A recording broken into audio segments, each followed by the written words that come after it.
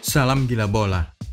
Arsenal akan tandang ke Manchester City untuk putaran keempat Piala FA. Mikel Arteta reuni kembali ke bekas mentornya Pep Guardiola. Coba kita lihat catatan pertarungan kedua figur pelatih paling sukses di Inggris itu saat ini. Chelsea, khususnya sang pemilik Todd Boehly, mungkin akan bersabar menantikan Graham Potter belajar dari pengalaman Arsenal 3 tahun bersama Mikel Arteta. Serta perkembangan terakhir Jose Mourinho saat dibujuk menjadi pelatih timnas Brasil berikutnya. Klik dulu subscribe agar kami bertambah semangat. Roberto Martinez resmi melatih Portugal. Tanggal 2 Desember 2022, Roberto Martinez mundur dari timnas Belgia. 9 Januari 2023 dia ditunjuk sebagai pelatih Portugal, hanya punya 38 hari menganggur. Reputasi Roberto Martinez terjaga baik karena di bawah arahannya, Kevin De Bruyne dan kawan-kawan menempati posisi paling atas dalam daftar ranking FIFA selama 3 tahun, sejak 2018 sampai 2022. Dia juga berhasil membawa timnas Belgia menduduki posisi ketiga di Piala Dunia 2018 di Rusia, posisi paling tinggi yang pernah diraih oleh Die Roten Tauben. Martinez pernah komentar buruk soal CR7. Penunjukan Roberto Martinez sebagai pelatih Portugal mungkin tidak akan bisa diterima secara baik oleh Cristiano Ronaldo. Kembali ke bulan Oktober 2022, Roberto Martinez pernah melontarkan sebuah komentar buruk soal CR7. Waktu itu Ronaldo masih menjadi pemain Manchester United. Dia menyebut sang bintang sudah terlalu tua. Dan menyebut Ronaldo selalu memaksakan diri untuk bermain selama 90 menit, sebuah kebiasaan yang berasal dari masa lalu, bahwa kalau seorang pemain ditarik keluar sebelum waktunya, maka itu berarti dia berpenampilan buruk. Padahal sepak bola modern, Liga Inggris sudah terbiasa dengan pemain hanya 20-30 menit bermain di lapangan karena intensitas yang sangat tinggi. Gaya main Roberto Martinez cocok dengan CR7. Di sisi lain, gaya permainan sang pelatih asal Spanyol mungkin malah cocok dengan Cristiano Ronaldo. Formasi kesukaannya di timnas Belgia, 3-4-2-1 dengan 3 back dan 1 target man di depan. Dalam hal ini Romelu Lukaku. Di timnas Portugal kita sudah tahu siapa target man di depan. CR7 sang bintang bakal puas banget kebagian suplai bola secara terus-menerus. Kekurangannya, mentalitas defensif dan kehati-hatian dari Martinez akan membuat skuad Portugal menderita kekurangan gol. Gareth Bale pensiun. Sesudah 5 trofi Liga Champions, 3 Piala Super Eropa, 3 kali merebut Piala Dunia antar klub, serta 3 kali gelar juara La Liga bersama Real Madrid, Gareth Bale akhirnya memutuskan untuk pensiun. Keputusan ini diambil hanya dalam waktu 6 bulan setelah merumput sebagai pemain Los Angeles FC di Amerika Serikat. Padahal usai ditarik keluar dari pertandingan melawan Inggris dalam apa yang terlihat sebagai cedera di Piala Dunia Qatar, Gareth Bale menegaskan tekadnya untuk terus bermain bola. Kini pikirannya berubah. Gareth Bale mengatakan akan memulai sebuah petualangan baru. Apakah itu memulai karir sebagai pemain golf profesional? Arsenal bertemu Manchester City. 2 gol dari Eddie Nketiah dan 1 dari Mohamed Elneny pada pertandingan melawan Oxford United Selasa dini hari menjadikan Arsenal lolos ke putaran keempat Piala FA dan akan berjumpa Manchester City, sesuai dengan hasil drawing putaran keempat yang usai pada Senin dini hari kemarin. Ini merupakan pertarungan mentor dan anak didiknya, Pep Guardiola versus Mikel Arteta. Head-to-head Arteta versus Guardiola. Sejak mengambil alih kursi panas di Arsenal pada 22 Desember 2019, Mikel Arteta sudah berjumpa dengan seniornya Guardiola sebanyak 7 kali. Dari 7 kesempatan itu, 6 usai dengan kekalahan, 1 saja kemenangan pada 18 Juli 2020 di ajang tahu apa? Piala FA. 2 gol datang dari pemain yang kemudian dibuang Arteta, Pierre-Emerick Aubameyang. Kebangkitan kembali Arsenal. 3 tahun lalu ketika Mikel Arteta mengambil alih Arsenal, tahu nggak posisi The Gunners di papan klasemen? Posisi 12, 31 poin jauhnya dari Liverpool di puncak klasemen Liga Inggris. Tahu ranking Arsenal pada akhir musim 2019-2020 tersebut? Ranking 8. 43 poin jauhnya dari Liverpool yang pada akhirnya menjadi juara akhir musim yang sama. Arsenal tidak kebagian sepak bola Eropa, tetapi tanda-tanda perbaikan sudah terlihat. Satu musim kemudian posisi 8, tetapi selisih sudah membaik.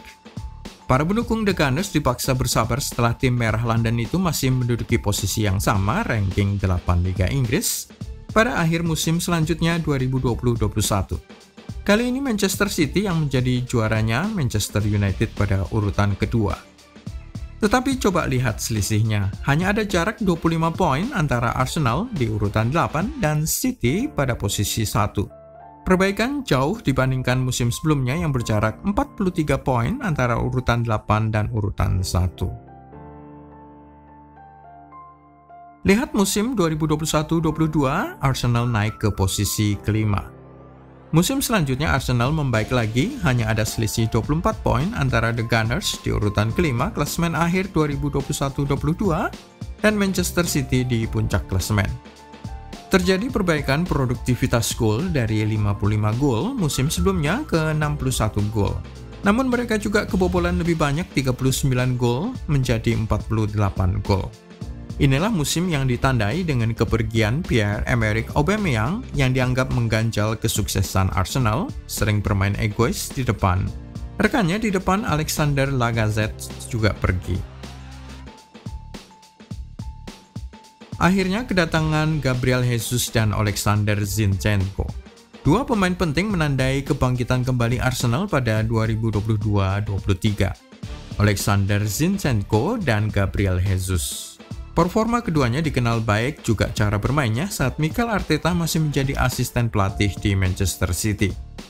Tetapi kebangkitan kembali Arsenal juga hasil dari taktik bermain dengan pertukaran bola secara cepat atau rondo di berbagai bagian lapangan yang dilatih secara terus-menerus selama sesi latihan tim. Sebagai hasilnya, Gabriel Jesus kebagian 65 kali progressive passing atau umpan ke arah depan terbanyak dari semua pemain di Liga Inggris. Jumlah dribble sukses 38 kali sejauh musim 2022-23 juga yang paling banyak dari semua tim lain. Sebagai perbandingan, pemain dengan umpan ke arah depan terbanyak berikutnya adalah Mo Salah Liverpool 60 kali, Erling Haaland City 52 kali, dan Luis Diaz 50 kali. Dengan demikian, kepemilikan bola Arsenal bukan sekedar penguasaan bola, tetapi ada tujuan membawa si bundar ke arah depan. Partey, Magalhaes, Saliba, Saka, dan Odegaard. Daftar pemain penting lain di luar Gabriel Jesus dan Alexander Zinchenko adalah Thomas Partey di belakang yang menyebabkan ranking ball recoveries atau pemulihan penguasaan bola membaik dari posisi 17 pada musim 2021-22 ke urutan ke-6 musim ini. Thomas Partey melakukan 2,6 kali tackles rata-rata per 90 menit, sebuah perbaikan yang drastis. Dengan bantuan Thomas Partey dan kerjasama dengan Granit Xhaka, bola berhasil dialirkan ke depan terutama sekali ke Martin Odegaard yang rata-rata mencatatkan 2,0 kemenangan perebutan bola di sepertiga akhir lapangan per pertandingan. Itu merupakan urutan kelima terbaik dari semua tim di Liga Inggris. Sementara itu, William Saliba dan Gabriel Magalhaes menjadi dua pemain pembawa bola ke depan paling banyak, 72 kali dan 70 kali. Itu merupakan ranking ketiga dan kelima paling banyak di seantero Liga Inggris setelah Joao Cancelo 88 kali, Ruben Dias 88 kali, dan Rodri 72 kali. Perhatikan nama-nama itu seluruhnya adalah pemain Manchester City. Dengan demikian, Mikel Arteta benar-benar duplikasi dari taktik yang dimainkan Pep Guardiola, menjadikan Arteta sebagai murid yang baik dari sang pelatih Catalonia. Chelsea belajar sabar dari kasus Arteta. Graham Potter kemungkinan akan bertahan di Stamford Bridge dengan pihak klub biru London itu belajar banyak dari kesabaran Arsenal selama 3 tahun Mikel Arteta merombak timnya. Sebanyak 3 musim Arteta membereskan para pemain yang beracun di kamar ganti yang menghambat kemajuan tim, mengganti mereka dengan para pemain muda, memasukkan sejumlah pemain penting seperti William Saliba, Gabriel Jesus, dan Alexander Zinchenko. Hasilnya terlihat sekarang. Chelsea di bawah Todd Boehly berusaha untuk tidak terburu-buru memecat Graham Potter meskipun menjalani musim yang buruk dan kekalahan 4-0 di tangan Manchester City terakhir kali di ajang Piala FA. Tetapi sampai kapan hal ini akan berlangsung? Jika mereka merosot turun ke posisi 12 atau 13 klasemen sementara Liga Inggris, apakah Chelsea akan tetap sabar? Chelsea diambang transfer Joao Felix. Chelsea dilaporkan setuju membayar 180 miliar rupiah untuk mendatangkan Joao Felix dalam skema pinjaman dari Atletico Madrid. Klub Graham Potter itu juga menginginkan ada opsi transfer permanen usai masa pinjaman.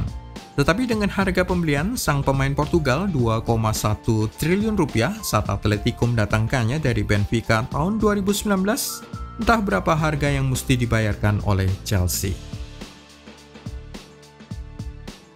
Beberapa statistik baik dan buruk The Blues. Kita mulai dari yang baik lebih dulu. Sejak 20 Oktober 2022, Chelsea menduduki urutan kelima terbaik dalam urusan gawang bersih. Selain itu, posisi keempat terbaik untuk jumlah gol kebobolan. Namun di sisi lain, hanya tim urutan ke-13 untuk jumlah produktivitas gol, ranking ke-17 untuk jumlah XG atau ancaman gol ke gawang lawan, urutan yang kurang lebih sama untuk jumlah percobaan gol dan serangan tepat sasaran.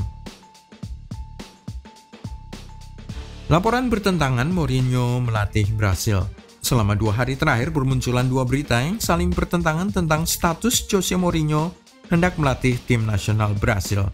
Pada satu sisi ada keterangan dari Carlos Alberto, bekas pemain FC Porto yang memenangkan Liga Champions bersama Mourinho pada tahun 2004. Dia mengatakan Mourinho akan menjadi pelatih timnas Brasil berikutnya dan dirinya sudah diajak menjadi salah satu asisten. Namun di sisi lain, sang pelatih Portugal itu dilaporkan menolak tawaran melatih Seleção meskipun sudah dihubungi oleh legenda Brasil, Ronaldo Nazário de Lima beberapa kali dalam beberapa pekan terakhir usai pengunduran diri Tite. Mourinho merasa terkesan dengan sambutan dan dukungan dari fans Roma, terutama sekali setelah dia memenangkan trofi Liga Konferensi Eropa. Ribuan fans Roma memenuhi jalanan ibu kota Italia dalam iring-iringan pawai kemenangan Giallorossi, membuatnya sulit lupa terhadap para pendukung La Lupa.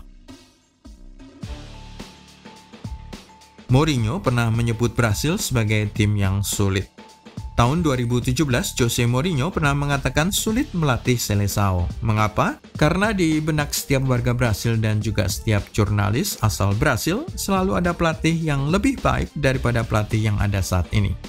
Jadi sangat sulit untuk menjadi pelatih Seleção, akan selalu ada penghakiman untuk setiap keputusan. Namun Seleção dikaruniai bakat-bakat terbaik sepak bola, selalu ada pemain terbaik di setiap generasi. Lukas Podolski diusir dari laganya sendiri. Apakah Anda masih ingat bekas pemain Arsenal, Bayern Munchen, dan Inter Milan, Lukas Podolski? Pemain Polandia yang saat ini sudah berumur 37 tahun itu diusir keluar oleh wasit dalam laga futsal testimonial yang dilangsungkan untuk merayakan perpisahan dirinya dari dunia sepak bola. Bukan merupakan kenangan yang baik.